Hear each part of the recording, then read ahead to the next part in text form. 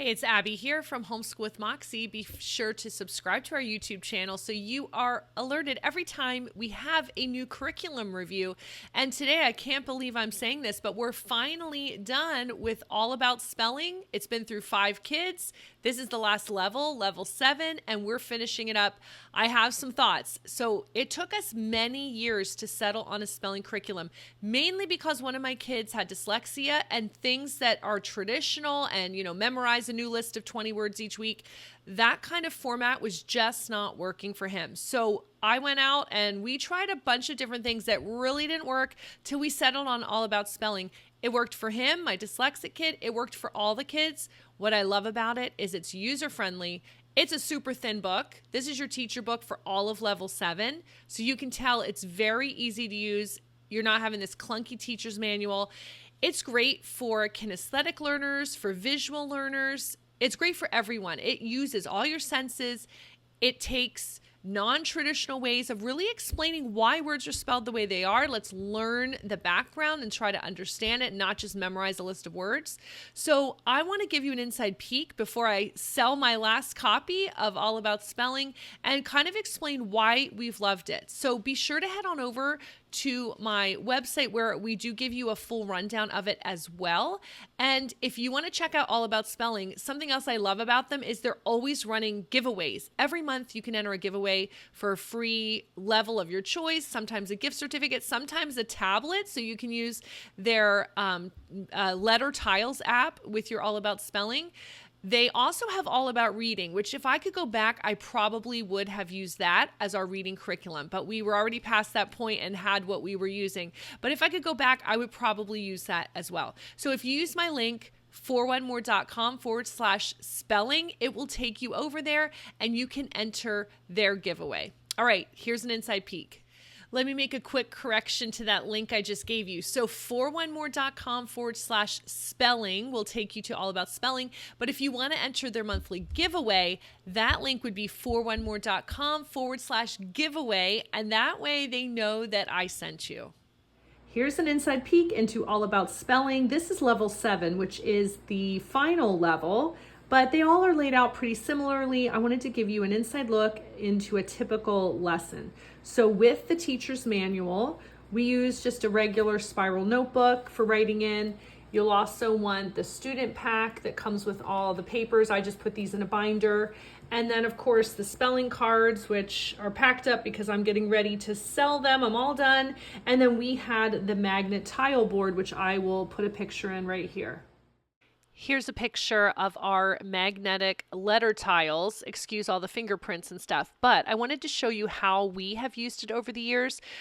It was suggested somewhere online to use a metal drip pan that you can get in the automotive section of a place like Walmart. It was super inexpensive, cheaper than a whiteboard, and that way we could just tuck this pan away when we weren't using it, and it gave us plenty of room to work on creating words above.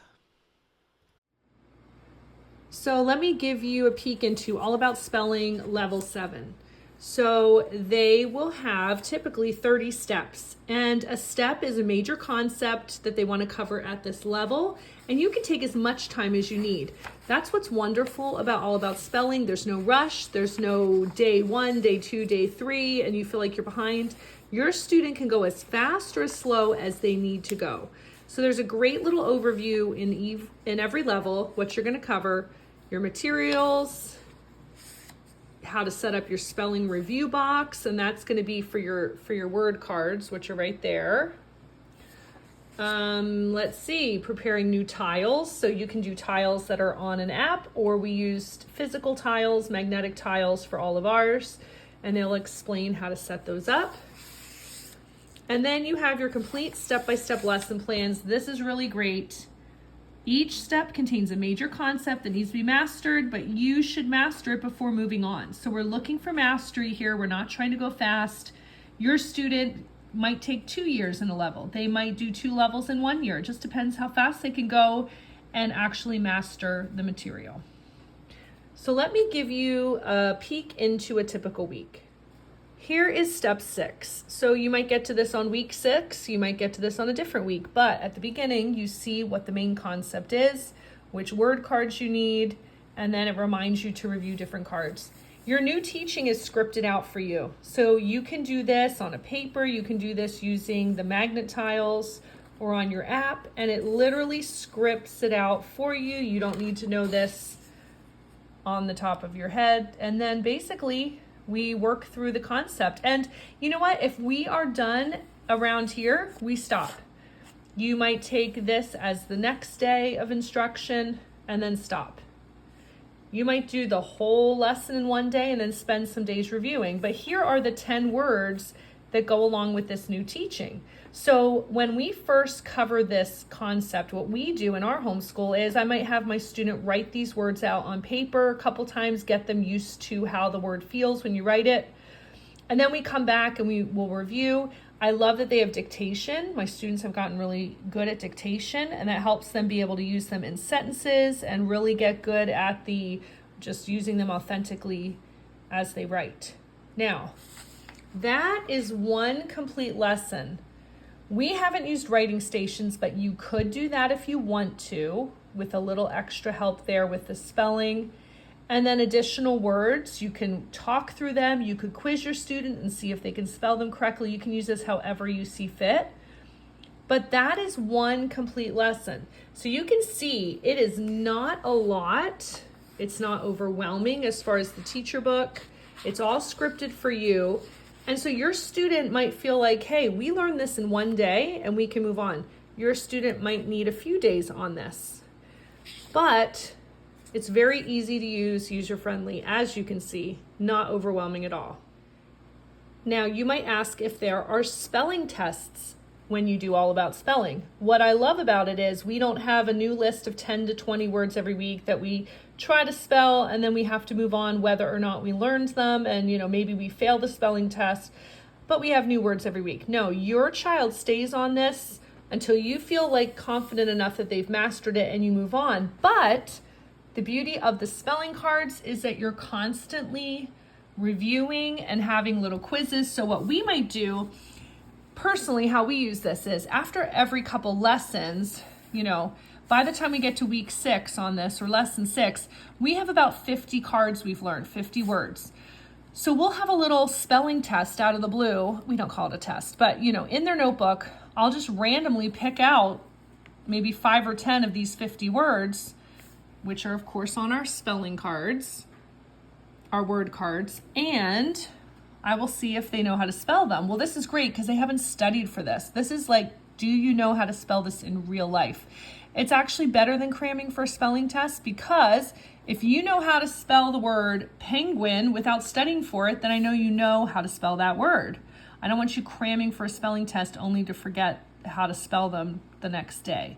So that's how we did it. After, every couple weeks, we would get our spelling box out, which is just an index card box that has our word cards in it, and we'd review them. Now, we might actually, and this is how we've done it this year, we have finished all the lessons in this level, but we have a bunch of cards still to work through to finalize, getting through this level and finishing all of our, you could say, spelling quizzes.